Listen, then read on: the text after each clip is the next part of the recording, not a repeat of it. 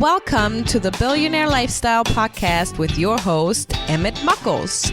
Please visit iTunes, Stitcher, or emmettmuckles.com to listen to all the episodes for free.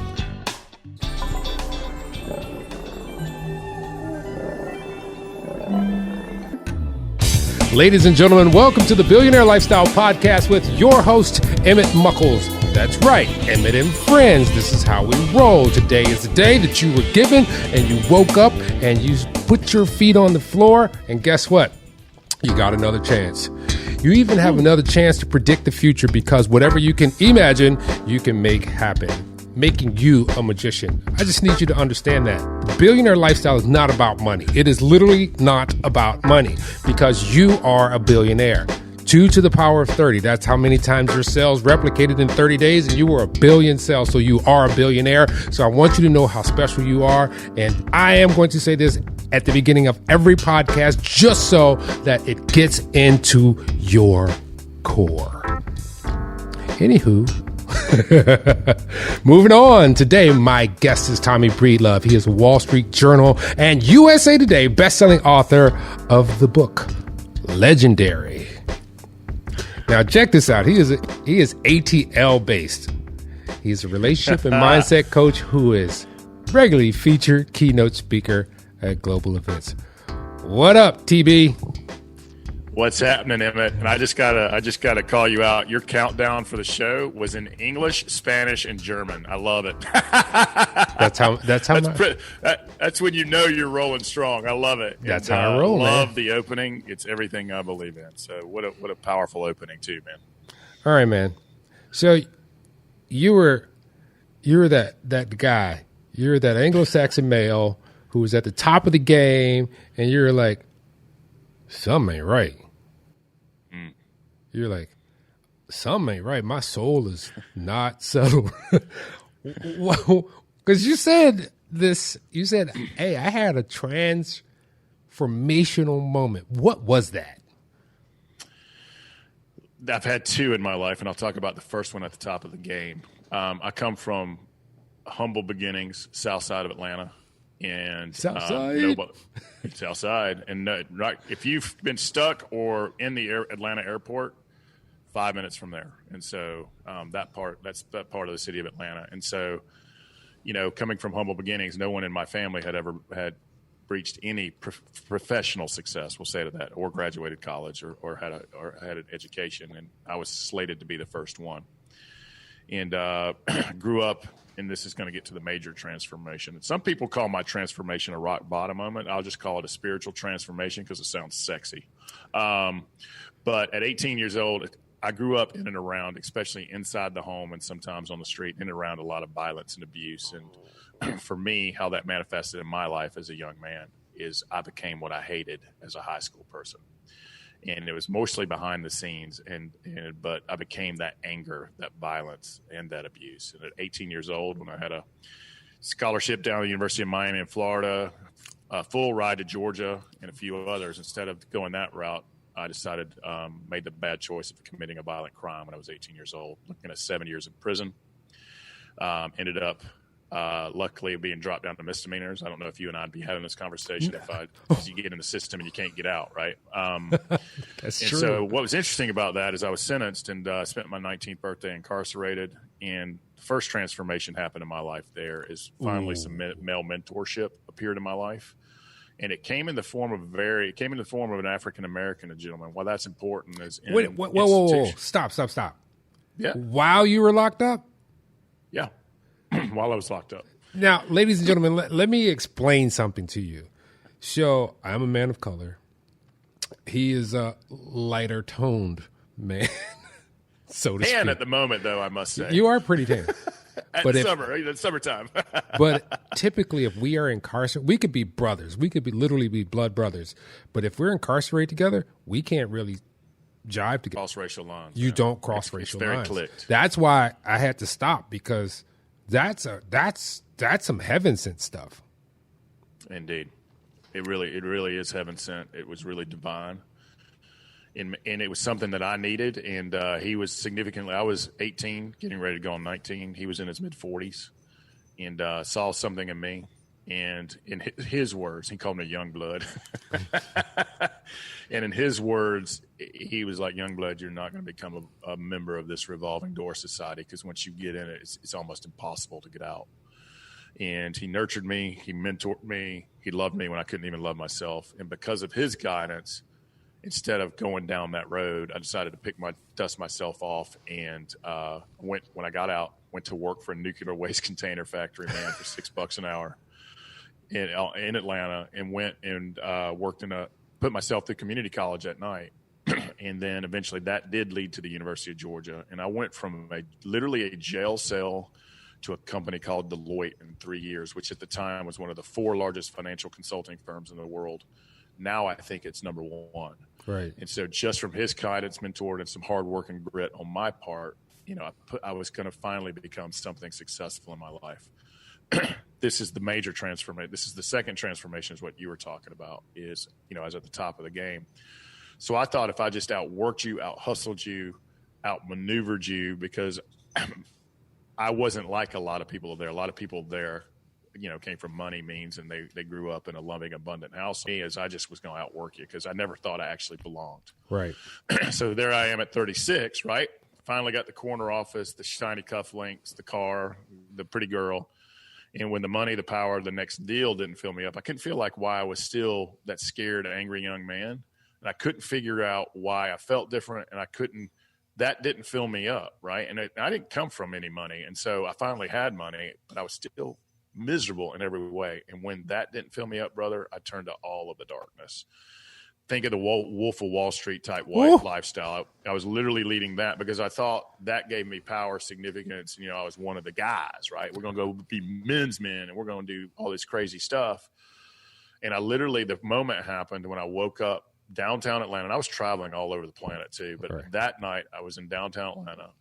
The next morning I woke up literally in a ditch, staring up at the sky. You had a Wolf of Wall Street moment for real. Yeah. Literally staring up at the sky and said, how do I get here? How did I get here? Why am I here? And what can I do to make it better? And brother, I went on this mental, emotional, spiritual, physical, transformative experience. And I remember at the time, my wife and I, of course, because I was a complete crazy man, was going through marriage counseling. Right. And I'll never forget this counselor, because he saw something deep and dark, and I was closed, man. I didn't allow myself to feel. I was angry. I was mean. And it was just manifesting itself in the business world, which I was applauded, right? Good job. Yep. Good job, man. Good job. Go out, win the day, seize it, carpe diem. And this counselor said, look, man, there's a place in Tennessee that can do more for you in 7 days than I can do in 10 years. And I heard him. And when I woke up in the ditch, I went home. I'm not recommending doing this, because I went home and told my wife everything. Ooh. And I mean everything. Ooh.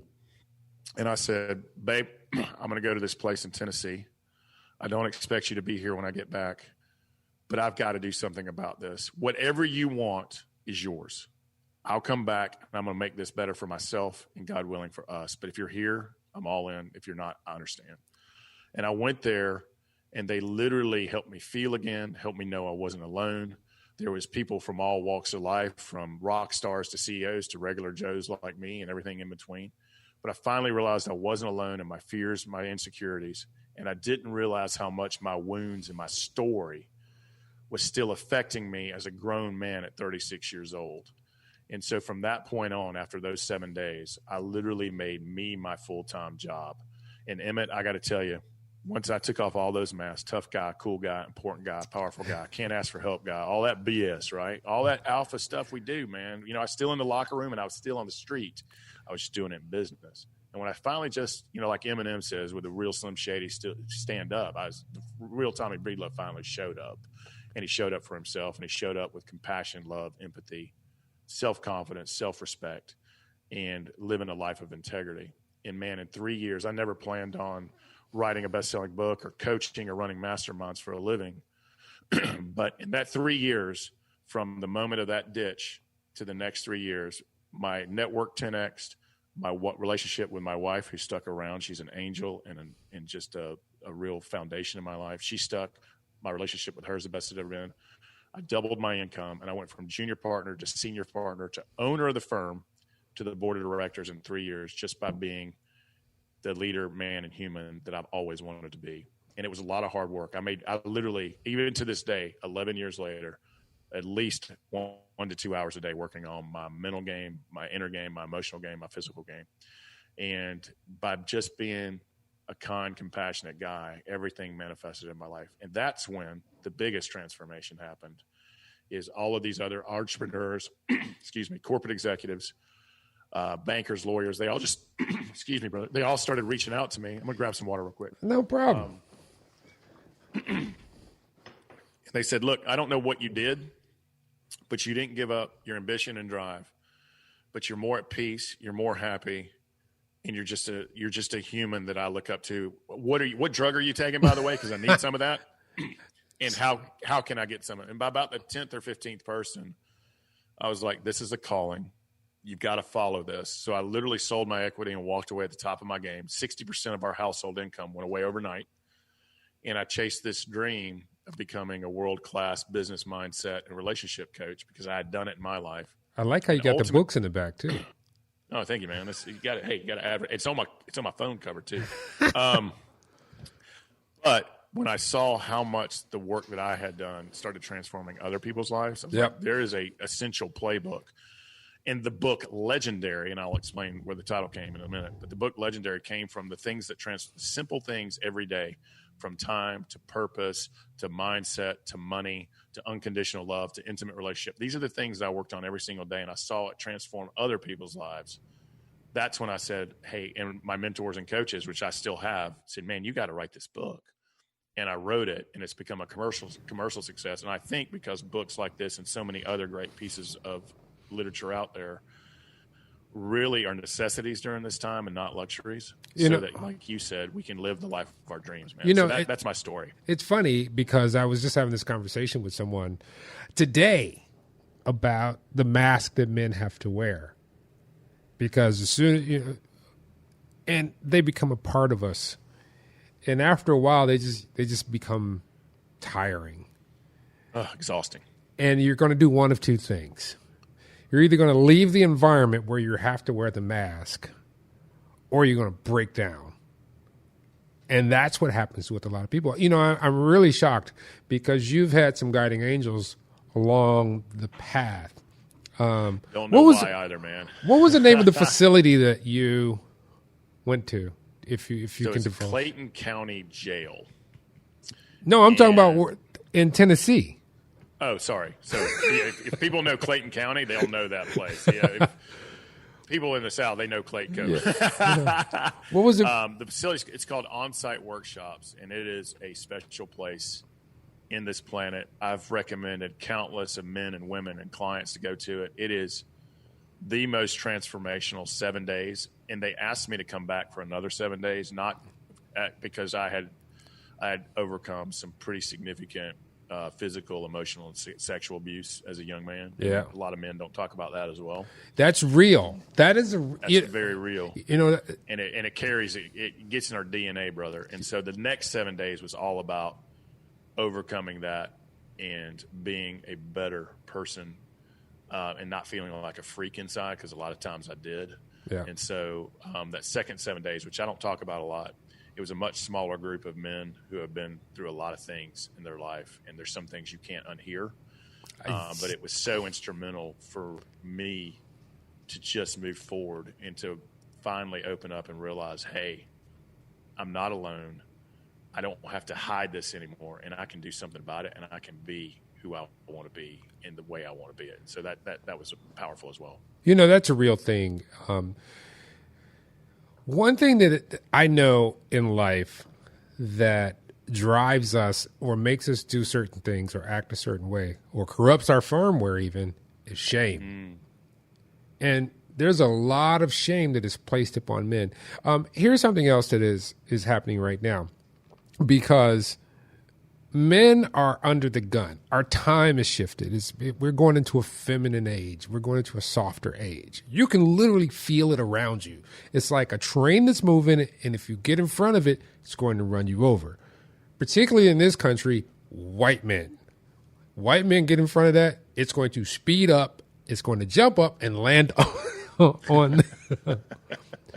Do you feel that people are coming to terms with that or discussing that with you, how the times are changing and they're having a hard time changing with it as well? Yes and no. Some men feel that masculinity is under attack. Whether that's true or not is debatable. I think we need the feminine energy, and I think we need masculine energy. And I think there is something as toxic masculinity, but I also think it takes both, right? We need the men and women have masculine traits and feminine traits, and we do as well. It takes both, right? Yep. But we can't lose. You can't take the warrior spirit out of us. You can't take the competitive spirit out of us. And, at the end of the day, we are carnal. We are attracted to, a lot of us are attracted. Some men are attracted to men, but a lot of us are attracted to women, and you're not going to take that out of us. It's just how we choose to interact with the other, gender in that. So I think like every great social movement, in my opinion, there's the truth and love is there, right? We just got to be careful of not becoming what we hate. The movement can't become the bully and the toxicity, right? Yeah, you can't become what you hate. And that's what I began seeing. For someone who is abused and came up in violence, I became the exact thing that I hated. I became that violence and anger.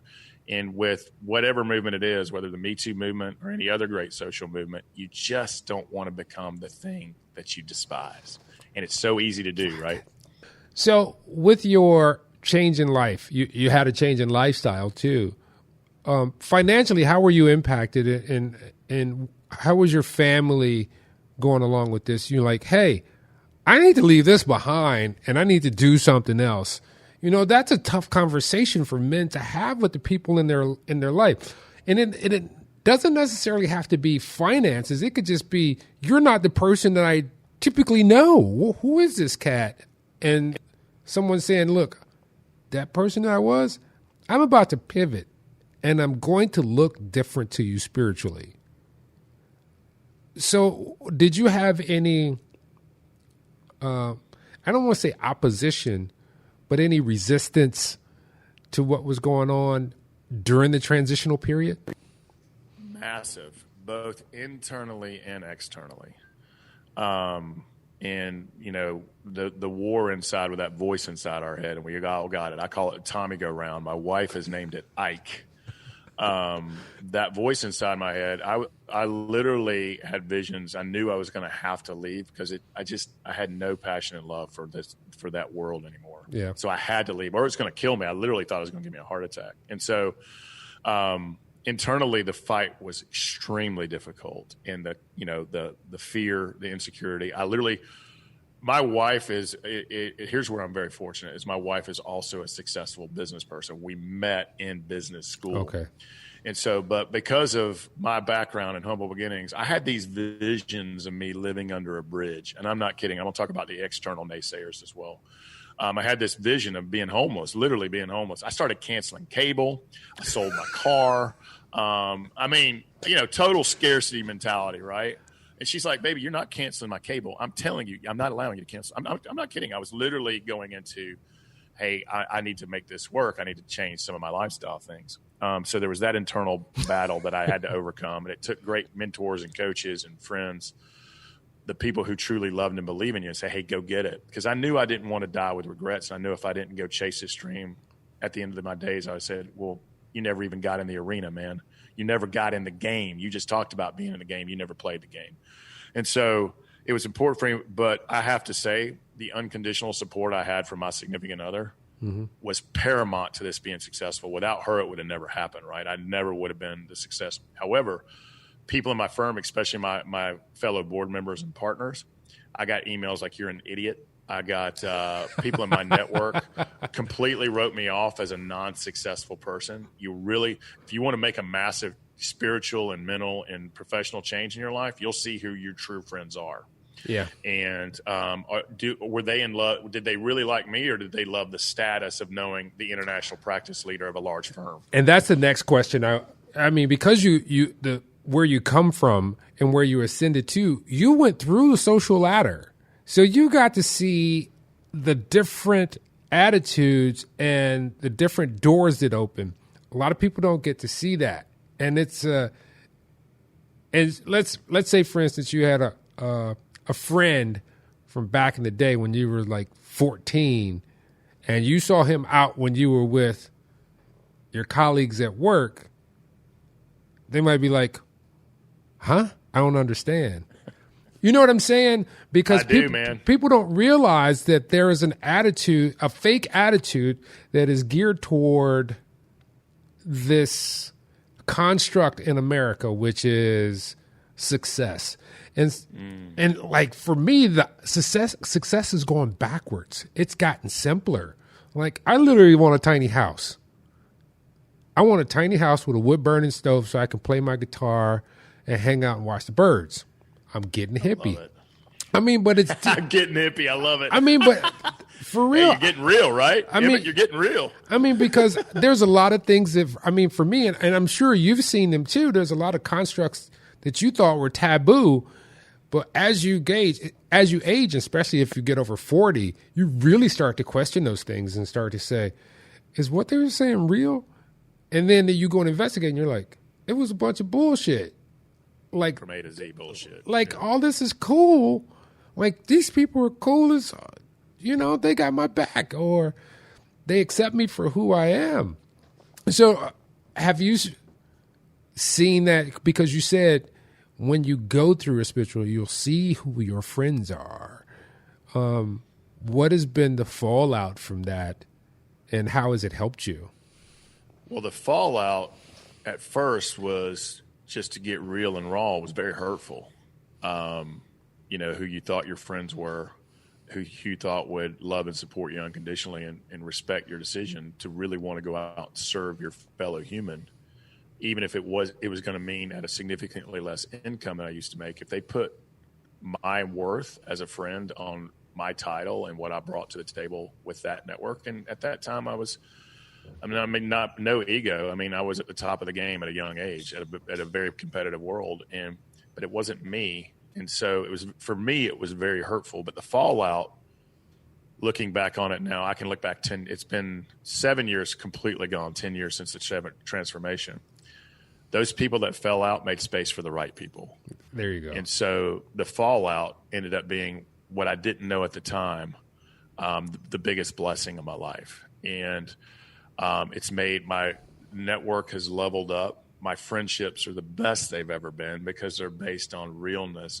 And my gauge, my discernment, my boundary has significantly improved because I can't allow fake, toxic people into my life. Because what will I do? It doesn't take much for this train to get off the tracks, dude.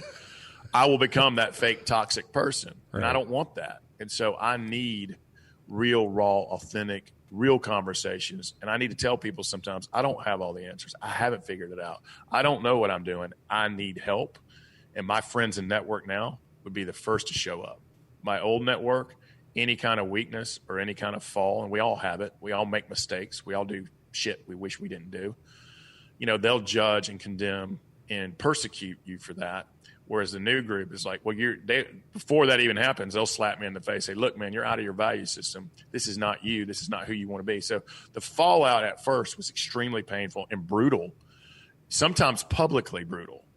Like I remember toward the end going to a full firm meeting. This is a big organization, and they're literally making fun of me publicly, my fellow partners, because I would take time to meditate. I would take time to journal, get in a space of gratitude. They're like, well, you can go to Tommy's office and light a candle in your ass and sing Kumbaya, or you can go out with us and make some money, or you can join us at the strip club tonight, throw down some money, and let's throw back 87 bourbons, or you can go sing Kumbaya. Publicly, they would say these things. Oh, that's right. You're in Atlanta. You're in the place where deals are done in the strip club.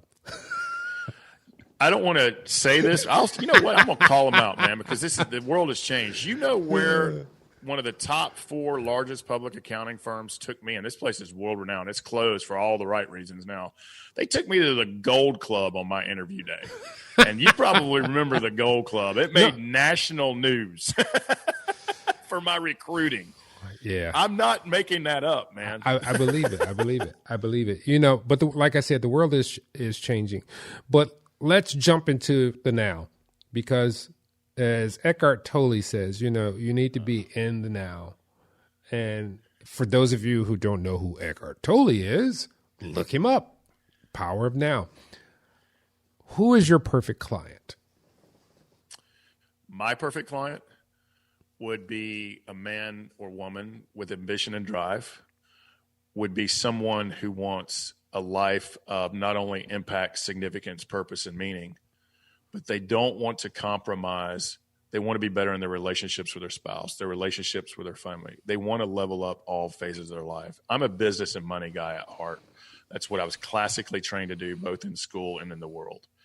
And I want people to make as much money, whether it's the B's or the M's or the 100,000 or whatever they want to make, whatever that number is, I want them to achieve it so that they can go. Most of the people that come through my door are ready for help. They're ready.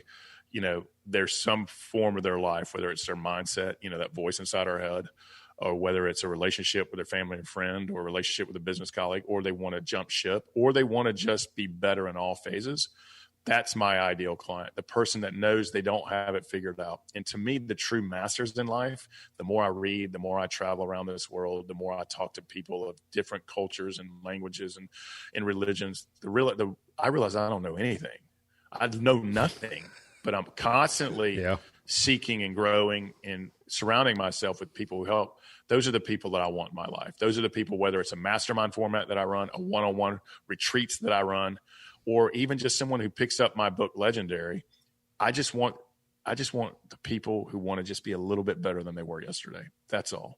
All right. Who helped you to get to right now where you are? In this guy right here says, I need to put this in a book form. I need to connect with people to help the energy of it. I need to, because you can have the vision, but you don't see the path. Yep. So how did you get to your execution? Because you're going through some turmoil, and of course your head is not the most clear because you're in a whirlwind and you're picking new stuff out, and you're attaching that to yourself.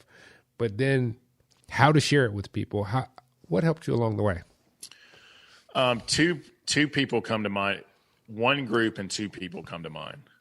I did have the foresight and wisdom, and I didn't even know what a life coach was. And in my old world, that was foo-foo nonsense. Life coach, that's for wimps. But I was like, all right. And I call her Saint Nancy. A woman named Nancy Vito appeared in my life, and I worked with her for 3.5 years. So tactically, the roadmap to get to where I was. And I was also working with this Buddhist psychologist named Adam Funderburk. This dude's got 1 foot here and 1 foot, I think, in heaven, man. He just, from a Western psychology standpoint to Eastern philosophies and the goodness that comes out of his mouth and the tactics for self-confidence, self-respect, unconditional self-love, mastering your mind, genius. And then talk about angels. A gentleman that used to hate me started falling in love with everything. I mean, seriously, we sat next to each other at University of Georgia football. The guy hated me. And he saw me go through this mass change. And then he went through a huge life crisis that I just held space for him.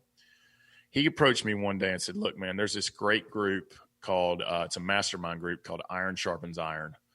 And it's exactly the people who are doing what you want to do. That's a men's group, isn't it?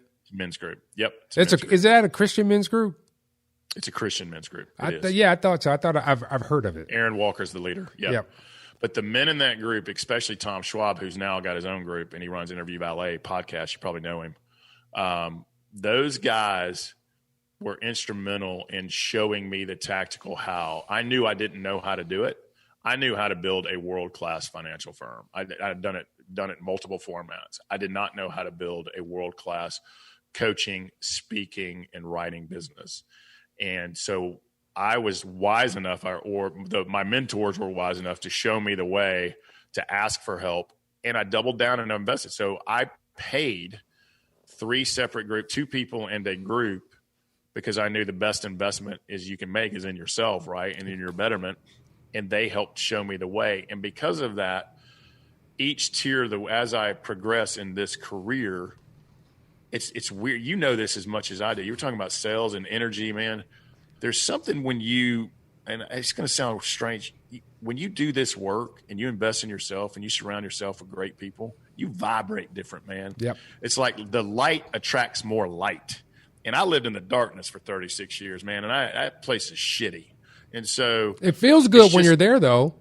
For brief amounts of time, man. But it feels, it makes you, when you, I can't even explain it, but when you come out to the land of peace, and don't get me wrong, because I have my dark moments, but now I'm able to dissect them. We all do.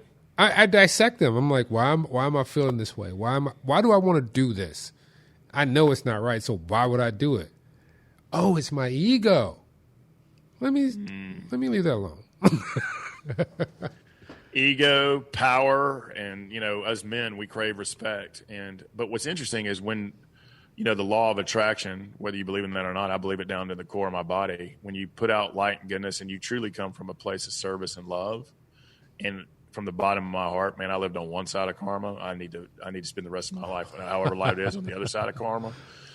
But what's interesting is the people, the resources, the coaches, the mentors, the friends that are appearing in my life. I would have never in a million years dreamed this possible. Right. And if some kid from the south side of Atlanta, and there's so many millions of other stories, inspiring stories. Here in Atlanta, Tyler Perry's a household name and a huge celebrity. Yeah. Story is unbelievable. And if me and him can do it, and countless of others can do it, anyone can do it. You just got to take action and continued action and make you your full-time job. Because I truly believe that if you make you your full-time job, you will love better, you will lead better, and you will ultimately be more happier and successful in life, whatever that means to you. So what's coming up in the next, I know we're in a paradigm shifting time. And I typically ask this question, but it's still relevant. What do you see yourself doing in the next 12 to 18 months? I've got it completely mapped out, man. Do you now? I do, brother. I put everything on paper, and you should see. You can't see it all around me. These walls that we can write on. I have my 12 decks now. Whether or not it never looks exactly like you write it Correct. down. When you think you're going to go left, and the world and God says you're going right, man. Yep. And so, we have began. We run these quarterly. We've done them virtually. We're getting ready to do them live again as the world opens up, and I believe the world will open up. It'll look a little different, but I believe we crave connection. We miss each other. Whether we think, the news wants us to believe you're no longer my neighbor, you're my enemy. Yeah. To hell with that. 99.9% of people don't believe that crap. I believe the people are craving connection. I believe they're wanting to go deeper, and I believe this has awakened us in so many ways to be better humans. And so we're going to run 4 to 8 retreats in 2021. We've got another one coming in 2020. We want to form 4 to 8 more masterminds. That's where 8 to 10 people come together and form Run Brain to help level us up in all phases of our life. Yeah. We're going to continue speaking. I just spoke, believe it or not, live at a place. But did you have a mask on? Not when I spoke. No. You want me to get real with you? Yes. Me and my team member caught COVID really? At that event. Yep, we caught COVID. The one time we traveled and went and spoke live, we both caught COVID. So it's kind of interesting. That is interesting because a lot of people think it's a hoax. Oh, well, I've had it. It's real. It's not a hoax. And my teammate sitting 8 feet from me's had it. And it's no joke. We were the very fortunate ones. We had hers was probably moderate to heavy. Mine was moderate to mild. It's very real. It's very serious. We will get through it as a humans, as society. This is the 50th, 100th, how many pandemics we've had. It's very real. But I do believe, so I'm doing a lot of virtual summits, a lot of virtual speaking. I just spoke to Olive Club Corps last week. So we're going to continue spreading the light. We're going to continue the one-on-one. We've got a flourishing one-on-one coaching practice. We'll probably take that down a little bit. But we're going to touch more lives. And we're going to run retreats. We're going to run events. I'm going to speak at other people's events. They're going to speak at my events. And we're just going to continue to lead, love, and inspire and put light out in what seems like a very dark world. It's not a dark world at all. It's just what we choose to focus on. There's love, learnings, and goodness everywhere. So we've got it mapped out in the 18 months. And so I am flipping excited And I'm just truly grateful and humbled to be here, man. So where can people find you? They can find me on Instagram. I actually put inspiration, love, goodness, lights, tactics, life hacks, financial hacks at Tommy Breedlove. So if you're looking, or Facebook at Legendary Choice, if you're looking for light in a very toxic feed, come visit me. I'd love to hear from you. So if you go to on Facebook, it's Tommy. Wait a minute. Wait a minute. Say it again. Break them off for me. Instagram, Tommy Breedlove. Okay. LinkedIn, Tommy Breedlove. Facebook's kind of strange. It's called Legendary Choice. I believe one of the only true powers we have in life is choice. Okay. So my book is called Legendary, and that was already taken. I'm sure some celebrity took that sometime. Right. But Legendary Choice. And if you go to tommybreedlove.com/gifts, GIFTS, I have a Southern accent, so I have to spell it so people can't understand me. We're giving away the financial confidence and freedom chapters because so many people are struggling right now. And we're also giving away the mastering your mindset chapters. I just think that helps overcoming the fear, worry, and uncertainty that's going on right now. And if you like that flavor, you can pick up the book Legendary in any of your favorite bookstore. I would say the airport. It's in Audible, it's in electronic, it's in paperback and hardback. It's available everywhere. And I do believe legendary is not something I believe I am. It's something I aspire to be. But it's something given to us by our peers, society, friends, culture. And you can either be a ridiculously horrific legend, there's a bunch we can name, or you can be an amazing, impactful legend. And for me, it's about leaving a legacy, significance, meaning in this world a little bit better than we found it. And to me, that's building and living a legendary life. Well, Tommy Breedlove, I want to thank you for being on the Billionaire Lifestyle Podcast, sir.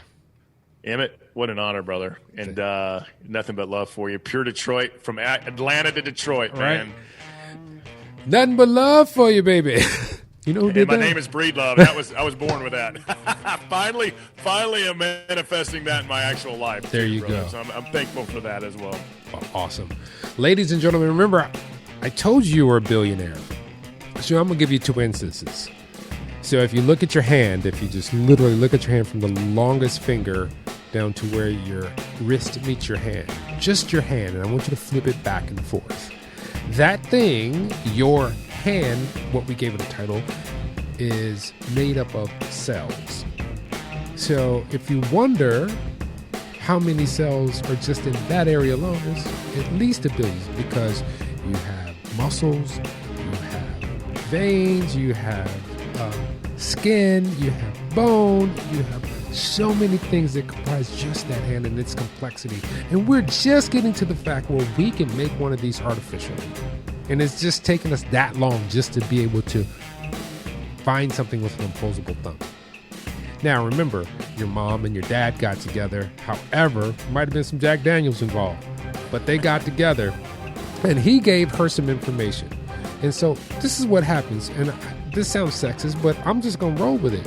When you give a woman something, she makes you things. She will make you a home if you buy her a house. She will make you food or dinner if you buy her food. And if you give her a piece of yourself, she will make you another human. So that's where you came from. 2 became 4, 4 became 8, 8 became 16 for 30 days, and it was over 1 billion cells, and you hadn't hit the planet yet. So you are a billionaire. Now, I want you to realize something. I talked about the cells. Where do you think we get the self from? Because it is not you that gets hungry, it is your cells that get hungry, and you feed the cells. We are spiritual beings having a physical presence, and we are fractal. Because if you go way out in the universe and you start to look in on us, we look like dots. And then you get closer to us, we look like these forms. But then if you go deeper within us, we look like dots again.